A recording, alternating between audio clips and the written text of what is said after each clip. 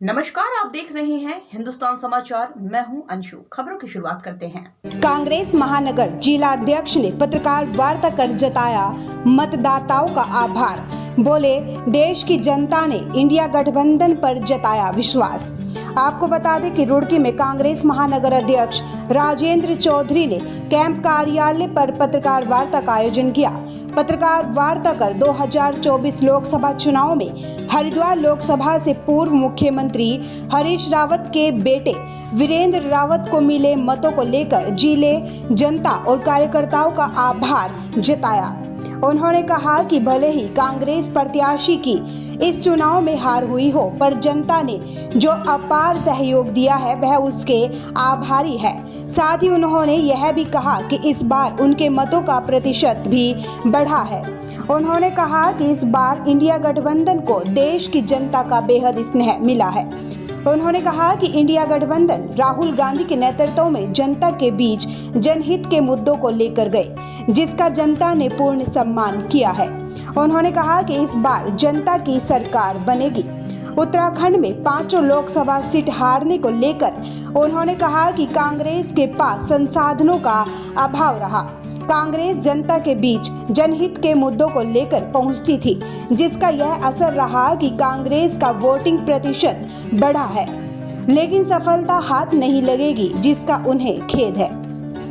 आज की पत्रकार वार्ता का मुद्दा था कि जो हरिद्वार लोकसभा क्षेत्र की जनता ने जनादेश दिया, रुड़की की जनता ने जो जनादेश दिया, उसका हम हृदय से आभार प्रकट करते हैं, स्वीकार करते हैं।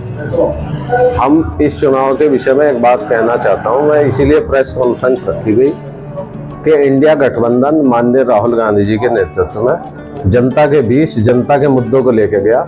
हमारी प्राथमिकता बेरोजगारी, संविधान बचाना, महिलाओं की सुरक्षा, किसानों की कर्ज माफी, MSP जैसे जनहित के मुद्दों के साथ हम जनता के बीच गए। उसका परिणाम यह हुआ कि आज इंडिया गठबंधन जो है लगभग 240 सीटों पर जीत के सामने आया, और इस देश में जो तानाशाही सरकार है उसे हमने घुटनों के बल ला दिया। और आज अगर इस देश में सरकार बनेगी, चाहे इंडिया अलायंस की बने और या दूसरे हमारे विरोधी दल की सरकार बने, वो आम जन के हितों के लिए काम करने वाली सरकार बनेगी। आज हम उसे जो है तानाशाही नहीं करने देंगे। उत्तराखंड में 500 सीटें हारे हैं, क्या करना मांगते हैं?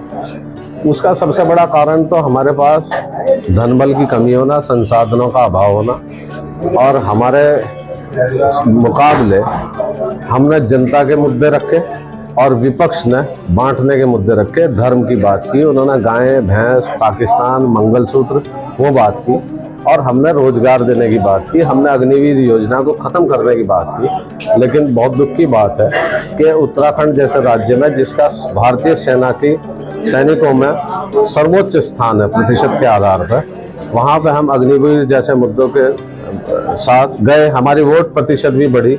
जहाँ हम पिछला चुनाव 3-3, 4-4 लाख से आ रहे, वहाँ हम 1-1.5 लाख से आ रहे, लेकिन जो है हम सफल नहीं हो पाए। इसके लिए मुझे खेद है। लेकिन मैं रुड़की विधानसभा के, रुड़की महानगर कांग्रेस के तमाम कांग्रेस के साथियों का, फ्रंटल ऑर्गेनाइजेशंस के पदाधिकारियों का, अपनी टीम का, महिला कांग्रेस का, रुड़की के प्रशासन का, चाहे वो सिविल एडमिनिस्ट्रेशन हो या पुलिस हो, और हमारे पत्रकार साथियों का, सबका मैं आभार प्रकट करता हूं कि उन्होंने कांग्रेस को, विशेष रूप से मीडिया ने निस्वार्थ भाव से हमें बराबर स्थान दिया, और प्रशासन ने हमारा निरंतर सहयोग किया। निष्पक्ष चुनाव हुआ, शांतिपूर्ण चुनाव।